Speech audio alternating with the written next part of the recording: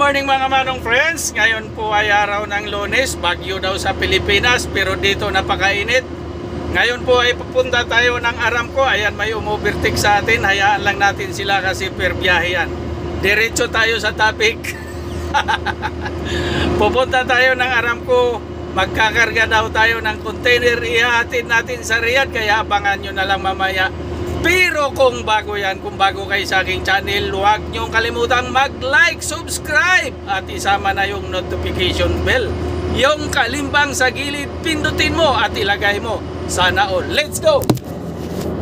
Yun na nga mga manong friends, no? Andito tayo nag-intro sa loob ng sasakyan habang tumatakbo kasi nga doon kanina ay nasa loob tayo ng opisina at humihingi tayo ng ating travel permit. Ang tawag dito ay pulisa, kaya laging tandaan sa lahat ng truckers na nandito, laging magdala ng tasri. Yun o. Kaya abangan nyo na lang mamaya mga manong friends sa ating pagdating sa Aramco. Update tayo mga manong friends, nandito na tayo sa loob ng Aramco, no? So hindi pwede dito ang barubal magpatakbo kasi may limit ang takbo dito sa loob. Nung nakaraan ang takbo dito ay 40 lang. So ngayon dahil na medyo okay na yung mga kalsada, na-develop na ng maganda, ano na, ang takbo ay 70. Dito banda mga manong friends, hindi pa pala tapos. Mayroon pa rin ginagawa. Doon lang pala yung sa pagpasok. Pero yung dito sa mismong wala pa. Ayan o, dami pang gumagawa. Kaya slow down lang tayo. Ayun, may mga Pilipino doon, no?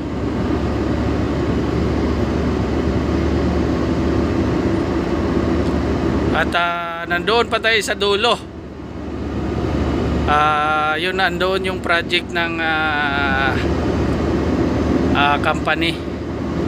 5 years ito, 5 years, pero malapit na sila matapos siguro.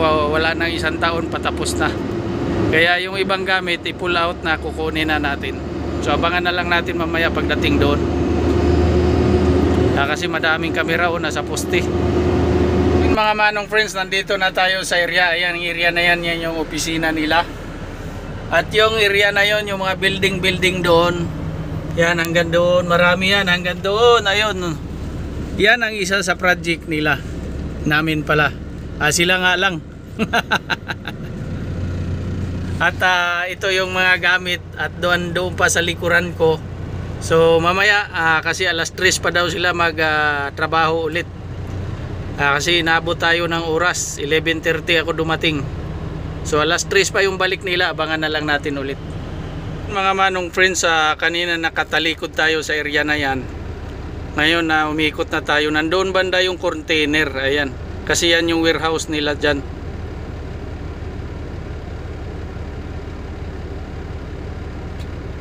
Manong friends, mali pala, hindi pala yung doon na mga container. Ito lang pala yan, yung may yan, yung blue at saka yung isang maliit na tangki doon sa gilid. Ayun, yan ang sila yung magkakarga taga rito sa Aramco. Ayan, Ayan mga manong friends, dumating na yung crane na inaantay natin. So abangan na lang natin mamaya pagkakarga. Ayan na po mga manong friends, nakapag settings na yung crane. At may tao na sa taas, lalagay na ng mga shackle at belt, lifting belt. Antay lang tayo ng signal kung papaabantihin na tayo doon sa likod. At mga manong friends, na ikarga na yung container. Isusunod yung tangki na maliit, yung nakatayo. Alam ko yung diskarte ng operator.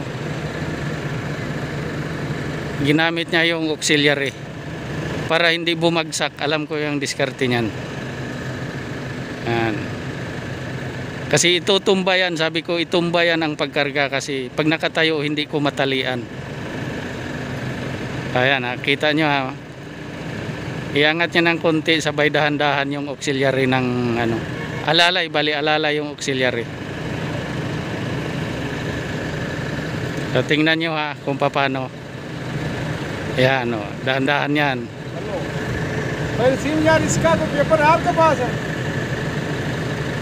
इसका custody paper कोई Yan. Oh.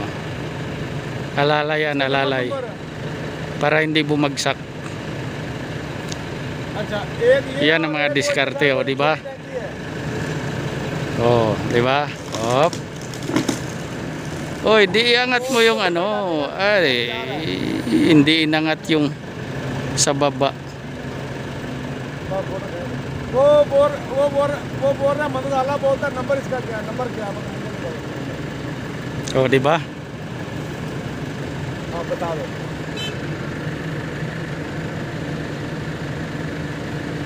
और जो भी है ना वो नंबर वो Ayan, update tayo mga manong friends. Nandito tayo ngayon sa area ng Bakik. So palabas tayo ng Bakik. Ang pasok natin kanina, galing tayo ng Damam. Sa may Alhasa Road tayo pumasok, yung ano doon, kung nakikita nyo yung signboard doon na Spark sa may tulay ng Alhasa Road, doon ako pumasok. Tapos ngayon, dahil papunta ako ng Riyadh, dito na ako lalabas ng Bakik sa may papuntang ano yung kubre ng Naria. Pero nandito pa lang ako sa loob. Ito, kung nakita nyo yung daan, medyo lubak-lubak. Andun yung main road, yung mayroong mga bus doon na dumaan, truck. Nga pala, hapon na, alas 5 na mahigit. Pero tatakbuhin ko to kaysa naman maabutan ako ng truck ban sa daan. Pag naabutan ako, bukas pa ng gabi ako makalusot. Kaya ngayon pa lang lulusot na ako. At bahala na, maghapon ako matulog bukas. At least nandoon na ako. Ayan na, nandito na tayo sa main road. At yung araw nakakasilaw. Ayan mga manong friends, kakain muna tayo ng hapunan dyan. At kunting pahinga, sabay takbo ulit. So malayo pa tayo. Meron pa tayong 300 kilometers na tatakbuhin. Ayan na mga manong friends, dumating tayo ng madaling araw. Pero ngayon mag alas 4 nga, ngayon pa lang maibaba. Dyan daw banda sa gilid na yan, yung tangki na yon. Doon sa gilid. At nandyan yung kaibigan nating tireman, oh. Ayan, oh. Galing din ng Damam dati yan. Tapos binalik dito. At yung karga nating container kahapon, ayan, oh. Ayan yung ibababa natin ngayon. So ganyan lang ang buhay, pitix-pitix lang. Ayan na yung maglalagay ng ano, kadena. Mga Bengali, Bangladesh.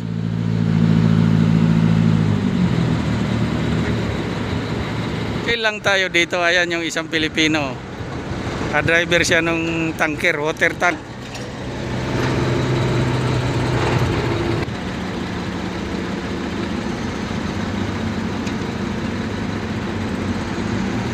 Ayan na.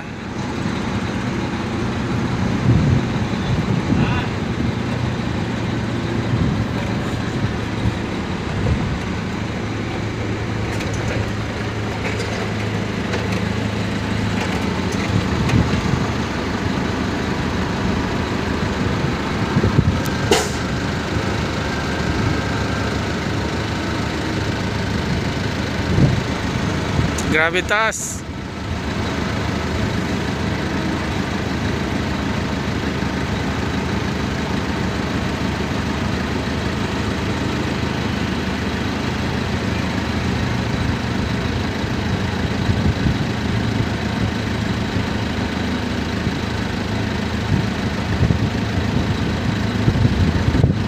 Pinaikot niya muna bago siya mag-swing.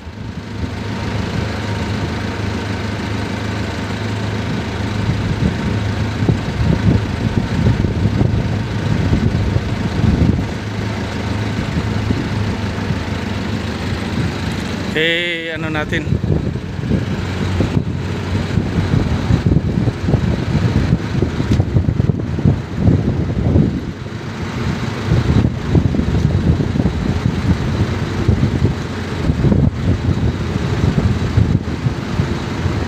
Oh, bangga.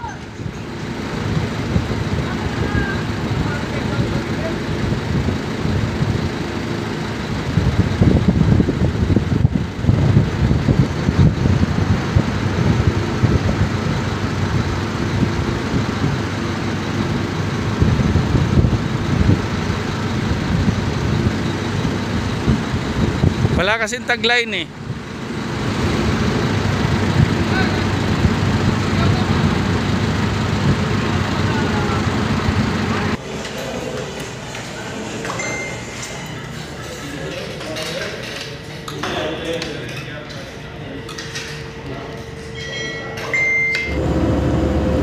Ayan, good afternoon mga manong friends. Update tayo. Andito na ako, malapit sa amin, pauwi na ako. Ito yung pangatlong araw natin simula nung umalis tayo dito sa Damam. Ito yung daan ng airport road na malapit dito sa amin, Airport Damam. Maraming salamat sa nakaabot dito sa dulo ng aking video. Maraming salamat sa pagsama sa aking biyahe. Ingat po kayo palagi. God bless. Bye bye.